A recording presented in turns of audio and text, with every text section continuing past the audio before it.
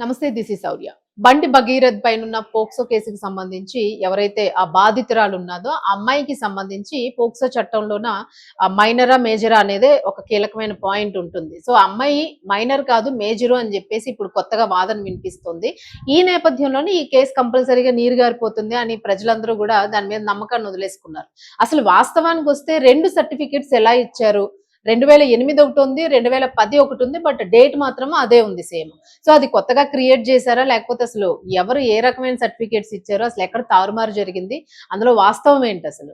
So ఇది మాట్లాడదాం మనతో పాటు సీనియర్ జర్నలిస్ట్ దాము బాలాజీ గారు. సార్ నమస్తే సార్. సార్ అంటే వ్యవస్థల మీద పూర్తిగా నమ్మకం పోతుంది అనడానికి ఇది కూడా ఒక ఎగ్జాంపుల్.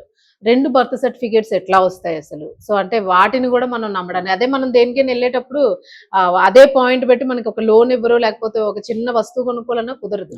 మరి ఇంత పెద్ద కేసు, ఫుల్లీ థ్రెట్ ఉన్న కేసు, సో దీన్ని ఎట్లా తీసుకోవచ్చు సార్? అంటే ఇప్పుడు మామూలుగా ఆర్డినరీ అమ్మాయిని ఇలాగా ఒక అమ్మాయిని అని చెప్పి పోక్సో కేసు పెడితే ఇమ్మీడియట్ గా అరెస్ట్ చేసేస్తారు. తర్వాత ఎప్పుడో ట్రయల్ జరిగేటప్పుడు ఈ డిస్కషన్ అంతా వస్తుంది. లేదా బెయిల్ పిటిషన్ లో డిఫెన్స్ సర్టిఫికేట్లు అమ్మాయి మైనర్ కాదండి మేజర్ అని చెప్పడానికి సర్టిఫికేట్లు ప్రొడ్యూస్ చేస్తారు. మామూలుగా ఇక్కడైతే ఏమవుతుందంటే ఈ కేసు నుంచి బయటపడడానికి రకరకాల వాదనలు బండి భగీరథ ఫ్యామిలీ తీసుకొస్తుంది. వాళ్ళ అడ్వకేట్ కావచ్చు.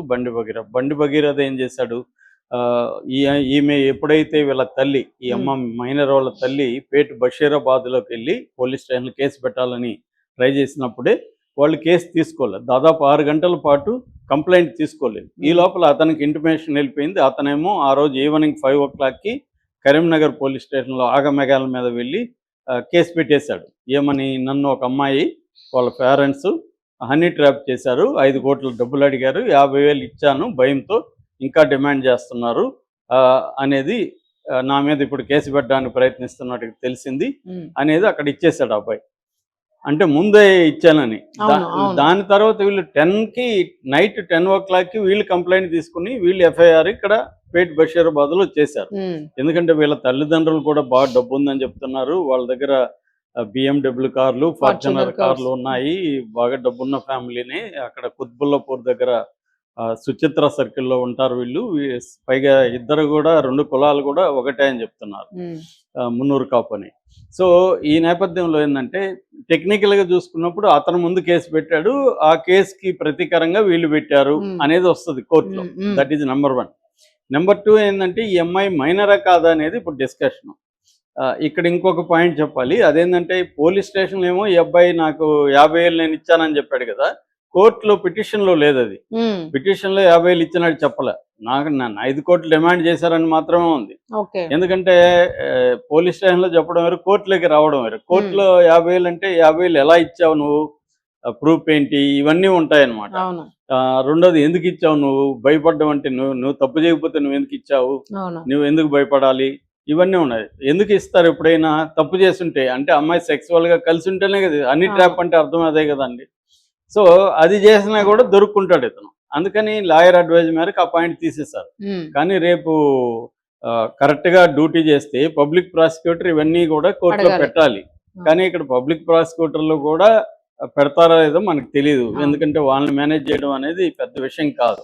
ఇక్కడ అవుతారో లేదో మనకు తెలియదు. కానీ జనరల్గా పబ్లిక్ ప్రాసిక్యూటర్ని మేనేజ్ చేసేస్తారు డిఫెన్స్ వాళ్ళు. అందుకని చాలా కేసులు నిలబడేవి. ఎందుకంటే పోలీసులు ఎఫ్ఐఆర్ దగ్గర నుంచి, ఛార్జ్షీట్ దగ్గర నుంచి, సాక్ష్యాలు కలెక్ట్ చేసే దగ్గర నుంచి, పబ్లిక్ ప్రాసిక్యూటర్ దగ్గర నుంచి ఈ ప్రాసెస్ మొత్తం మేనేజ్ చేయగలుగుతారనమాట. అందుకని లీగల్గా విక్టిమ్స్కి న్యాయాలు ఎందుకు జరగవు అంటే, ఎందుకు ఎస్కేప్ అవుతూ ఉంటారంటే ఈ ప్రాసెస్ అంతా జనాలకు తెలుసు కాబట్టి దీన్ని ఎలా మ్యానిపులేట్ చేయాలనే దానికి లాయర్లే ఎక్కువ పీజీలు ఎందుకు ఇస్తారు. వాళ్ళు ఈ ప్రాసెస్ అంతా ఎలా మ్యానిపులేట్ చేయాలో వాళ్ళు కొట్టిన పిండి అనమాట.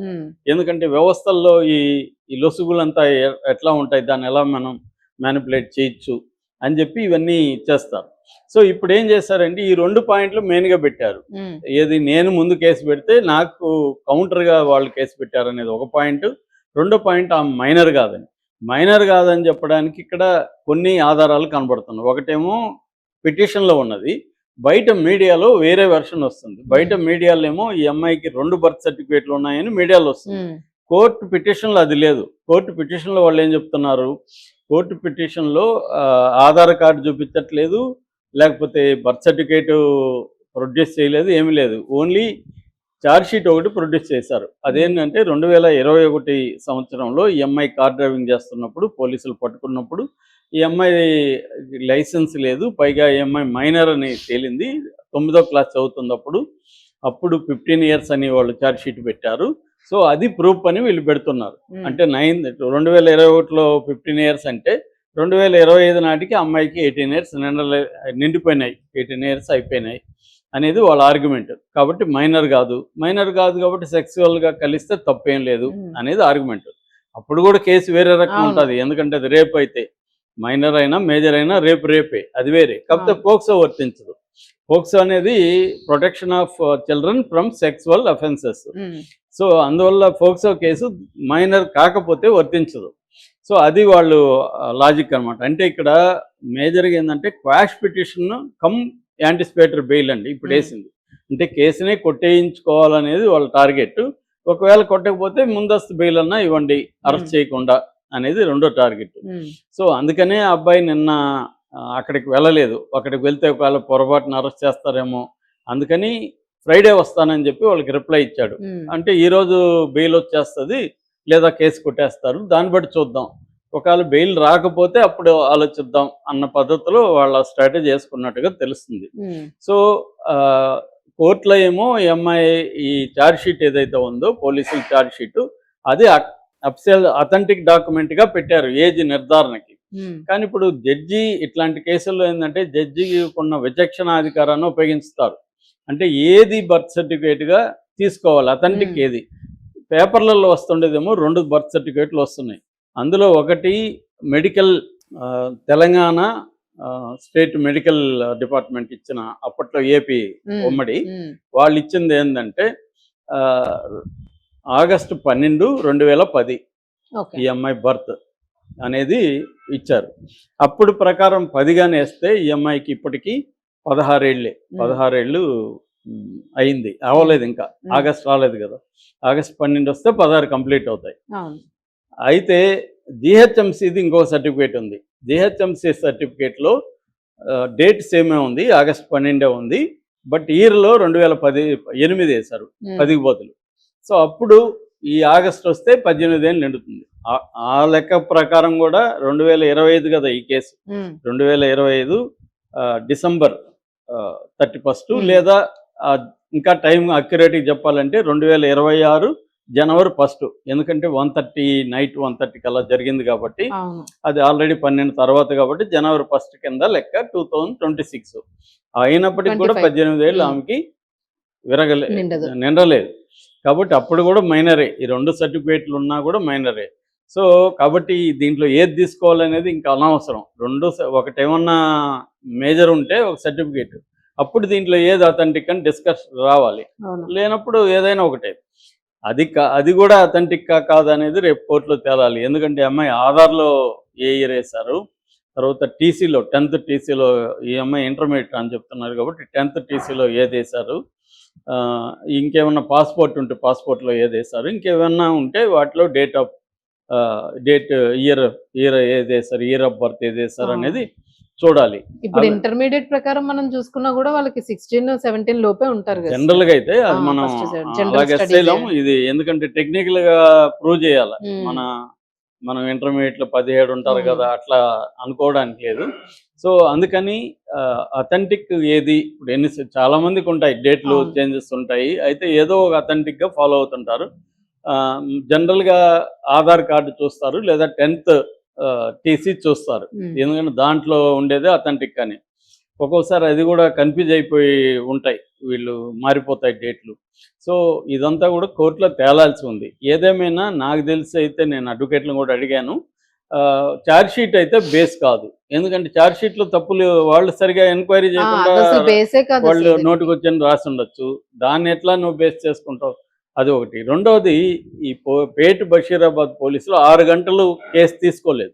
6 గంటలు తీసుకోకుండా అంత డిలే చేసిన వాళ్ళు ఈ అమ్మాయి date of year birth year చూసుకొని మైనర్ కాదా తేల్చుకోకుండానే పోక్సో పెట్టారా? ఒక సెంట్రల్ హోమ్ మినిస్టర్ కొడుకు మీద పోక్సో పెట్టాలంటే అంత ఈజీగా అంత పెట్టారు. ఈజీగా పెడతారా? నెంబర్ 1.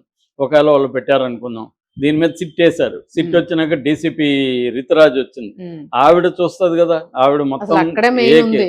ఆమె మొత్తం ఇక్కడ ఏమన్నా లోపాలు ఉంటే ఈ కేసుని ఇక్కడే కొట్టేద్దామని వాళ్ళు ప్లాన్ చేసుకుంటారు కదా. మరి అక్కడ ఏమీ లేదు కదా. ఆమె కూడా ఏమంటుంది, మేము నోటీసులు ఇచ్చాము, అతను దొరకట్లేదు, వస్తే ప్రూవ్ అయితే అరెస్ట్ చేస్తామని ఆమె కూడా చెప్తుంది. అంటే ఆమె పోక్సో చెల్లదని చెప్పలా. రెండోది, ఆమె వచ్చినాక మళ్ళీ ఈ అమ్మాయి దగ్గర వాంగ్మూలం తీసుకున్నప్పుడు మళ్ళీ ఇవన్నీ అడుగుతారు కదా, నీ ఇది ఏజ్ ఎంత, ఆ రోజు ఏం జరిగింది, ఇవన్నీ మళ్ళీ అడుగుతారు కదా. మళ్ళీ అడిగి సెక్షన్లు కూడా సివియర్ గా మార్చారు. అంతకుముందు 12 ఉన్నింది సెక్షన్, ఆ తర్వాత 5 రెడ్ విత్ 6 పెట్టారు. దీని ప్రకారం అంతకుముందు ఉన్నదేమో లైంగిక వేధింపులు, దానికి మినిమం 3 ఏళ్ళు జైలు శిక్ష, దీనికేమో అగ్రెసివ్ పెనట్రేటివ్ సెక్స్, దీనికి 20 ఏళ్ళు మినిమం. సో కాబట్టి ఇంత రిగరస్ యాక్ట్లు పోక్సోలో పెట్టారంటేనే అసలు పోక్సో ఇతనికి వర్తిస్తుందా లేదా, ఈ అమ్మాయి మైనరా కాదా అనేదే తేలకుండా అసలు పెట్టరు. అక్కడే తెలిసిపోదు. ఒకవేళ పెడితే వాళ్ళు ఇప్పుడు ఇరుక్కుంటారు పోలీసులు, అంటే ఎంక్వైరీ చేయకుండా. స్టార్టింగ్ నుంచి వాళ్ళందరూ మరి వాళ్ళు ఇవన్నీ వీళ్ళకి తెలీదా? మహాముదురులైన సుప్రీంకోర్టు అడ్వకేట్లకు తెలీదా? ఇతని వైపు ఉన్న వాళ్ళకి అంటే ముందు బెయిల్ తెచ్చుకోవడానికి ఏదో ఒక డ్రామా ఆడదామని ట్రై చేస్తున్నారా? ఎందుకంటే తెలియడం వేరు, ఫ్యాక్ట్ వేరు, ప్రజెంటేషన్ వేరు. ఫ్యాక్ట్ ని వాళ్ళు ఎలా ట్విస్ట్ చేసి ప్రజెంట్ చేసి కోర్టులో మనకు అనుకూలంగా తీర్పు కానీ లేకపోతే బెయిల్ కానీ తెచ్చుకోవాలనేదే వాళ్ళ టార్గెట్. సో కోర్టులో టార్గెట్, కోర్టులో అబద్ధం చెప్పాలా నిజం చెప్పాలా అనేది కాదు, ప్రజెంటేషన్ ఇంపార్టెంట్. దీన్ని ఈ కేసుని ఎలా ట్విస్ట్ చేయాలి, ఎలా ప్రజెంట్ చేయాలి, ఏ విషయాల్ని ఎలా తొక్కేయాలి, ఏ విషయాల్ని హైలైట్ చేయాలి, ఇవే వాళ్ళు చూసుకుంటారు. సత్యం అనే దానికి సంబంధం లేదు, కోర్టులకి సత్యానికి చాలా దూరం ఉంటుంది. అక్కడ నువ్వు ఎలా ప్రజెంట్, సాక్ష్యాలే ఇంపార్టెంట్. అందుకనే కదా కళ్ళకు గంతలు కడతారు నేను చూడనని. సో చూడరు అనమాట, వాళ్ళు వింటారు. అంటే వింటే ఎవరు ప్రజెంట్ చేసి ఎవరు దాన్ని కన్విన్సింగ్ గా చెప్పగలిగితే అది. అందుకని జడ్జిలకి ఎక్కువ డిస్క్రిషనరీ పవర్ ఉంటుంది, విచక్షణ అధికారం ఉంటుంది. సో దాన్ని బట్టి ఇప్పుడు ఇక్కడ జడ్జి తీసుకునే నిర్ణయాన్ని బట్టి ఈ కేసుని అసలు పోక్సో కేసు లేదని కొట్టేస్తారా, లేదో పోక్సో కేసు ఉంది అరెస్టు కంపల్సరీ చేయాలని చెప్తారా, లేదు పోక్సో కేసు ఉన్నప్పటికీ దీంట్లో అనేక అనుమానాలు ఉన్నాయి కాబట్టి ఇతనికి బెయిల్ ఇవ్వచ్చు, ఇతను ఎక్కడికి పారిపోడు, ఇతని వల్ల ఏమీ డేంజర్ లేదని నమ్మి బెయిల్ ఇచ్చేస్తారా? ఇస్తే మళ్ళీ స్టేట్ గవర్నమెంట్ సుప్రీంకోర్టుకు కూడా వెళ్ళొచ్చు. ఒకవేళ హైకోర్టు బెయిల్ వచ్చినా నిజంగా నిజాయితీ ఉంటే కోర్టుకి సుప్రీంకోర్టుకి వెళ్ళొచ్చు. మరి వీళ్ళు వెళ్తారా, వీళ్ళకి కూడా అదే కావాలా తెలియదు. ఎందుకంటే ఇక్కడ పబ్లిక్ ప్రాసిక్యూటర్ ఏ స్థాయిలో కౌంటర్ ఆర్గ్యుమెంట్ ఉంటుంది అనే దాన్ని బట్టి కూడా మనం చెప్పేయచ్చు, రేవంత్ రెడ్డి కుమ్మక్కాయలు లేదనేది కూడా దాన్ని బట్టి కూడా మనం చెప్పేయచ్చు. ఏదేమైనా ఈవెనింగ్ మనకు ఒక క్లారిటీ వచ్చే అవకాశం ఉంది. Right sir, right. Thank you.